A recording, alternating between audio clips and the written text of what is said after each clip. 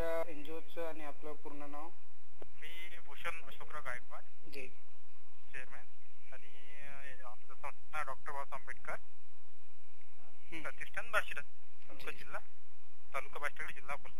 जी sir, मला सांगा, आपल्या जिल्ह्यामध्ये सध्या जे आपल्या आदिवासी तर नाहीत, परंतु मागासवर्गीय जे लोक आहेत, दलित, त्यांची सध्याची स्थिती काय आहे?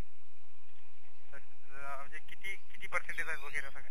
नाही, जनरल ओव्हरऑल त्यांची काय स्थिती आहे? म्हणजे स्थिती म्हणजे आर्थिक, सामाजिक, राजकीय.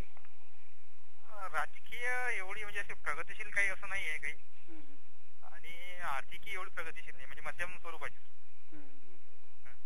राजकीय थोडं आमच्या इथं थोडे ऍडव्होकेट बाबासाहेब आंबेडकर असल्यामुळे थोडंसं आहे, पण एवढंही म्हणता येत नाही. बरोबर सर, त्यांचे काय प्रश्न आहेत, महत्वाचे काय प्रश्न आहेत?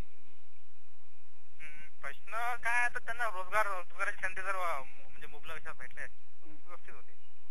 बरोबर सर, मग आता त्यांचे राजकीय, सामाजिक, आर्थिक स्तर वाढवण्यासाठी शासन विविध पातळीवर योजना राबवत आहे.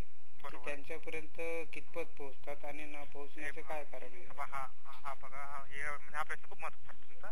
ज्यावेळेस महाराष्ट्राचे कॅबिनेट मिनिस्टर होते चंद्रकांतजी अंडोरे, सामाजिक न्याय मंत्री, त्यावेळेस खूप म्हणजे जवळपास खूप साऱ्या योजना आल्या अकोल्यामध्ये, पण तेव्हापासून ते म्हणजे ते खातं त्यांच्याकडनं गेलं, आणि त्यापासून काही आमचे सामाजिक न्याय मंत्री वगैरे तसं व्यवस्थित कामं व्यवस्थित होऊन नाही राहिले पहिल्यासारखे. जशी घरकुलच्या योजना होत्या, खूप साऱ्या योजना आणल्यात त्यांनी, तशा योजना तर कुठं काही पोहोचत नाही. पण त्यावेळेस चंद्रकांतजी अंडोरेंनी खूप सारे कामं केले, व्यवस्थित कामं. म्हणजे ते न पोहोचवण्याचं काय कारण वाटत तुम्हाला? पोहोचवण्याचं कारण काय, त्यावेळेस आमचे म्हणजे इथं काही संघटना अशा आहेत की त्यांच्या मुंबईला कॉन्टॅक्ट वगैरे होते, त्यामुळे सर्व इकडे योजना चांगल्या भेटत होत्या. बरोबर. आणि मला आखरी प्रश्न सांगा की म्हणजे हे सर्व एकंदरीत यांची स्थिती सुधारण्यासाठी तुमच्या दृष्टिकोनातून काय करायला पाहिजे? काय करायला पाहिजे, आता जर स्वयंसेवी संस्थेला काहीतरी म्हणजे काही करता आलं तर, म्हणजे हे काही प्रोजेक्ट मिळाले स्वयंसेवी संस्थेला, तर आपण त्याचे काही म्हणजे राबवू शकतो.